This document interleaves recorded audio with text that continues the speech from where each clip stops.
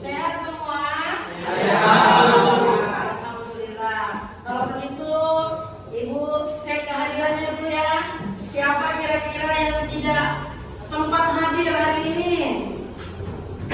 Ada yang tidak hadir? Siapa? Sriadi. Kenapa Sriadi? Isinya? Isan ada? Isin. Yang lain lagi semua?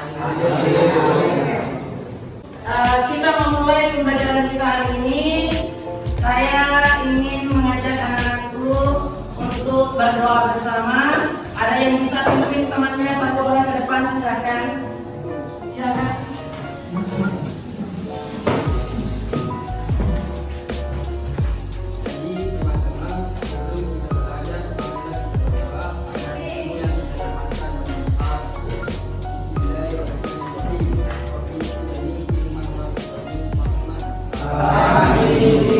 Sebelum kita memulai pembelajaran kita untuk hari ini, saya mau nanya dulu kepada anak-anakku sekalian, siap untuk belajar?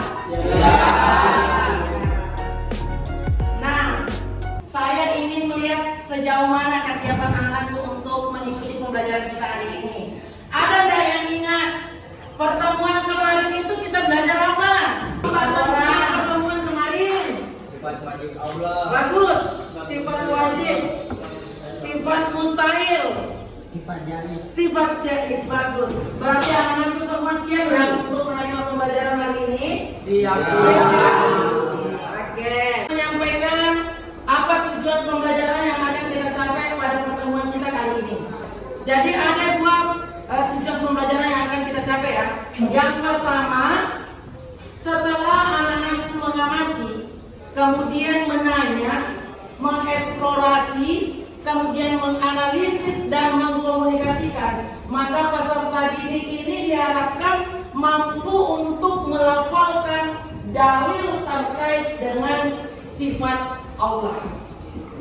Nah, tujuan yang kedua adalah anak-anakku itu juga mampu untuk memerinci apa keutamaan mengenal sifat-sifat Allah. Itulah dua tujuan pembelajaran kita yang akan kita capai pada pertemuan kita kali ini. Namun, materi yang akan kita bawakan adalah mengenal sifat Allah, dalil dan keutamaan mengenal nama dan sifat-sifat Allah. Oke. Dalil tentang sifat wajib Allah itu diantaranya ada wujud. Nah, wujud itu artinya ada. Nah, dapat kita melihat pada Quran surah Asy-Sajdah. A'udzu billahi minasy syaithanir rajim. Bismillahirrahmanirrahim. Allahul ladzi khalaqas samawati wal arda wa ma bainahuma fi sittati ayyamin thumma istawa 'alal 'arsy. Ma lakum min dunihi min waliyyin wa la syafi'. Afala tatadhakkarun. Oke, coba kita lihat terjemahnya. Allah yang menciptakan langit dan bumi dan apa yang ada di antara keduanya dalam enam masa. Kemudian Dia bersemayam di atas arsy. Tidak ada bagi kamu selain daripadanya seorang penolong pun, tidak pula seorang pemberi syafaat. Maka apakah kamu tidak memperhatikan? Nah, ini sifat wajib yang mana kita bisa lihat bahwa wujud itu ada, berarti Allah itu tidak ada yang setara dengannya. Tidak ada tempat kita untuk meminta pertolongan selain hanya Allah. Nah, kemudian yang kedua ada kidam. Kidam itu adalah terdahulu atau awal. Nah, kita bisa lihat dalil yang terkait dengan kidam itu terdapat di dalam Quran surah Al-Hadid ayat 3. Nah, diterjemahkan bahwa dialah yang awal, yang akhir, yang zahir dan yang batin, dan dia maha mengetahui segala sesuatu. Selanjutnya kita bisa lihat pada sifat mustahil Allah. Nah, sifat mustahil Allah itu salah satu di antaranya adalah Adam. Adam itu adalah Adam. Di sini bisa kita merujuk pada Quran surah Al-A'raf ayat 54 di mana bunyinya, ada yang bisa membacakan? Oke, silakan. Surah Al-A'raf ayat 54. Silakan dibaca.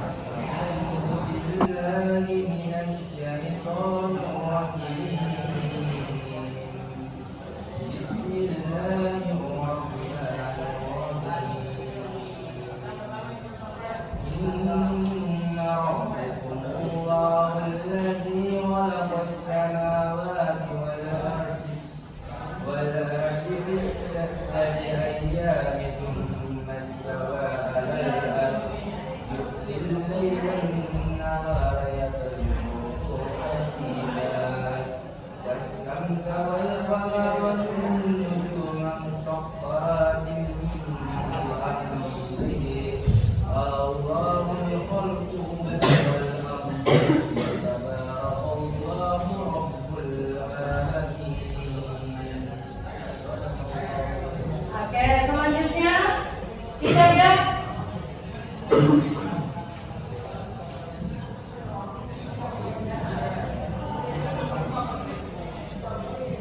ada hudus, ya.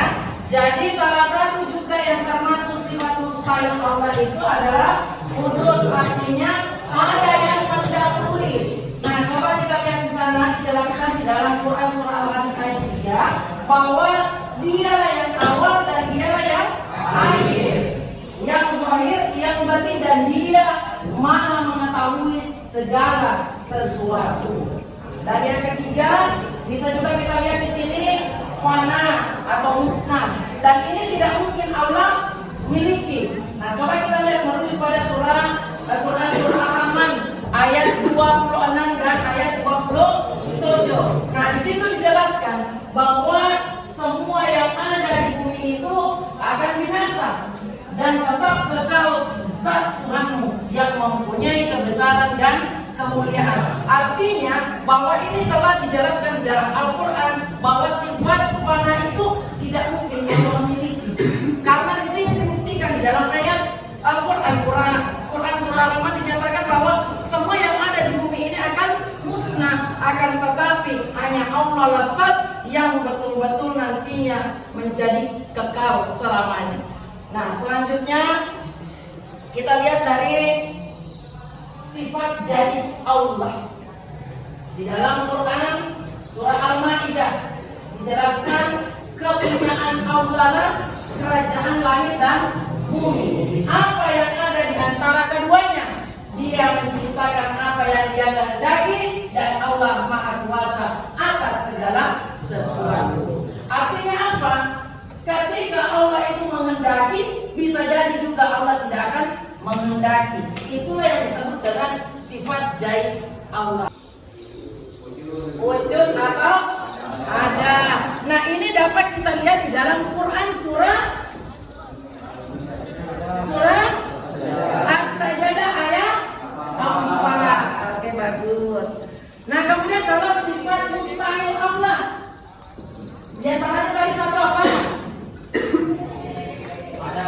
Ada. Dapat kita lihat di dalam Quran surah Al-Hadid ayat 3. Bagus. Nah, selanjutnya berarti anak-anak sudah paham ya. Kita masuk pada keutamaan mengenal sifat Allah. Nah, di sini bisa kita lihat apa keutamaannya. Yang pertama, dengan mengenal nama dan sifat Allah adalah ilmu yang paling mulia dan paling utama. semakin kita mengenal Allah, semakin kita mencintai keagungannya. Allah menyukai nama dan sifatnya, terlebih ketika nampak bekasnya pada makhluknya. Apalagi keutamaan selanjutnya? Selanjutnya, semakin mengenal nama Allah, sifat Allah, semakin bertambah iman kita. Kemudian manusia diciptakan hanya betul-betul untuk menyembah kepada Allah. Nah, semakin kita fasih,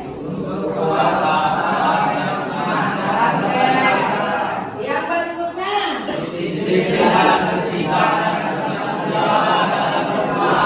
jadi supaya kita dapat itu, maka mari kita mengenal sifat-sifat dan nama-nama Allah dengan merealisasikan dalam kehidupan sehari-hari. Sampai di sini paham ya?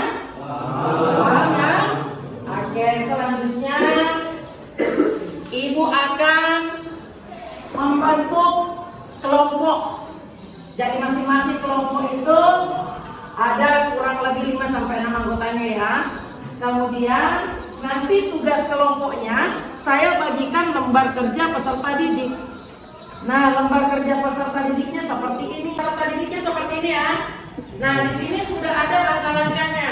Tulis nama kelompoknya, tulis ketuanya, tulis anggotanya. Nah, kemudian nanti nama kelompoknya itu kalian memilih dan mengambil dari sifat-sifat terpuji. Ya, jadi masing-masing nanti nama kelompok dari sifat-sifat terpuji. Silakan dikerjakan. Saya kasih waktu kurang lebih 10 menit.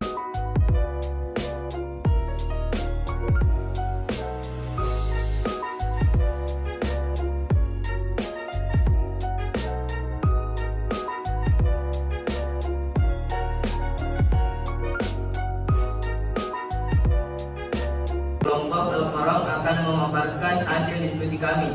Yang pertama, dalil terkait sifat wajib Allah yakni wujud, yang artinya ada, terdapat pada Quran surah Al-Insan ayat 1-4. Fraksi ayat menjelaskan tentang identitas Allah, bahwa Allah itu esa, tidak bergerak dan tidak diperankan, dan tak seorang yang setara dengannya. Yang kedua, dalil terkait dengan sifat mustahil Allah yakni Adam, artinya tidak ada, merujuk pada Quran surah Al-A'raf ayat 180. Redaksi ayat Al-Quran secara tegas menjelaskan bahwa Allah Maha Suci dan Maha Tinggi di atas segala sesuatu dan memiliki sifat yang tidak dapat dibandingkan dengan makhluknya.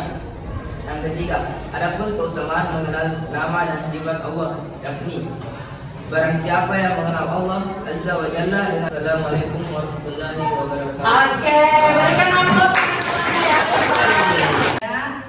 Sebagai kesimpulan untuk pertemuan kita hari ini, yang pertama, konsep sifat wajib, mustahil, dan jaiz berangkat dari kenyataan bahwa untuk membuktikan eksistensi mayoritas sifat tersebut, meskipun terdapat dalil naqli dan hadis yang merupakan sumber akidah, tetapi membutuhkan juga penalaran dari akal sehat manusia.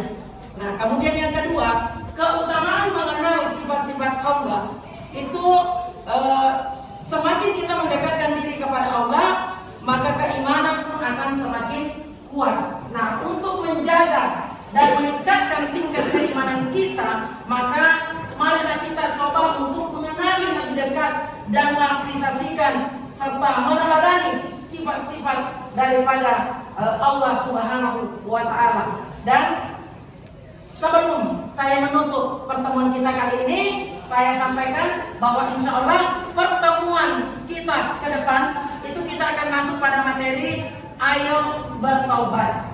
Nah, sebelum saya akhiri, saya berharap kepada anak-anakku semua, semoga pertemuan kita kali ini insya Allah mendapatkan rahmat dari Allah Subhanahu wa Ta'ala, dan ilmu yang anak-anak dapatkan adalah ilmu yang berkah. Akhirul kalam, assalamualaikum warahmatullahi wabarakatuh. Waalaikumsalam.